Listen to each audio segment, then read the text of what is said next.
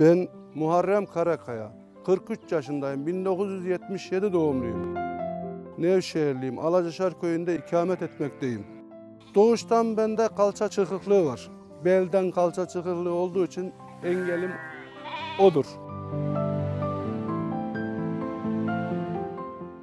Bu meslek dede mesleği.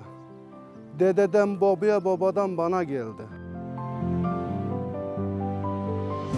Engelli hibe desteği varmış. Ben de engelli olduğum için koyun almaya karar verdim. İşkur'a başvuruda bulundum.